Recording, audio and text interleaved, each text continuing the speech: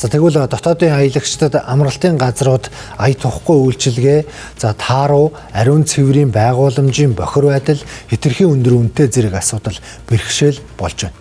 Аялагчдын хэлж байгаагаар гаднын аль нэг улс руу аялах нь илүү хямд, үйлчилгээний чанартай байдаг талаар онцоллоо.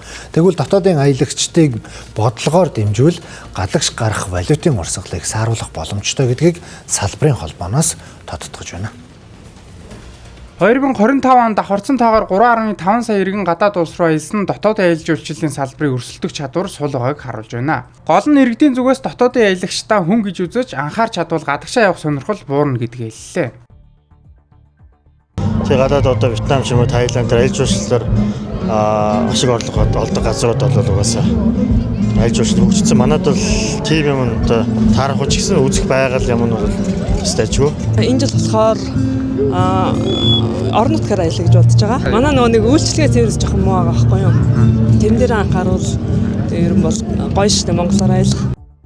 2026 он гарснаас хойш 1 тэрбум төгрөг аялал жуулчлалаар гадагш гарсан байна. Монголын аялал жуулчлалын холбооны ерөнхийлөгч Баясгалан дотоодын аялал жуулчлалыг бодлогоор дэмжих шаардлагатайг мөн онцоллоо. Тухайлбал төрөөс аж ахуйн нэгжүүдэд хүндрэл учруулахгүйгээр аялагчдад хөнгөлөлт үзүүлэх байдлаар дэмжих нь зүйтэй гэдгийг хэллээ. Энэ нь олон улсын жишг гэдгийг ч онцолсон юм а. Мөн дотоодын аялын компаниуд жилийн ганцхан улиралдал үйл ажиллагаагаа явуулдаг нь үнийн өсөлтөд нөлөөлдөг хэмээн тайлбарлалаа.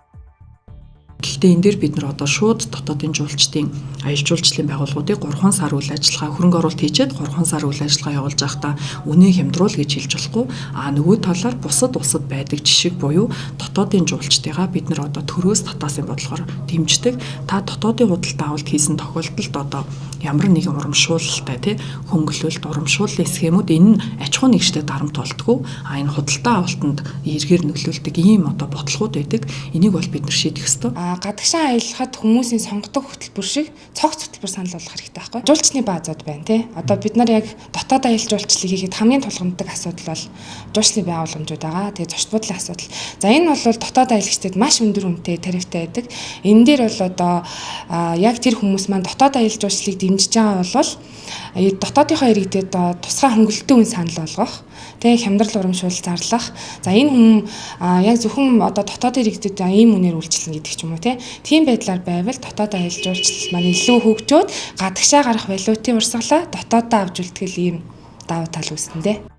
Түүнчлэн дотоодын аялал жуулчлалын салбар хөгжихийн тулд үйлчилгээний чанарыг сайжруулах, аялагчдаа хүндэтгэх хандлагыг төлөвшүүлэх шаардлагатай онцолж байна. Ингэснээр гадагшаа чиглэсэн валютын урсгалыг бууруулж дотоодын эдийн засгийг дэмжих боломжтой гэж үзэж байна.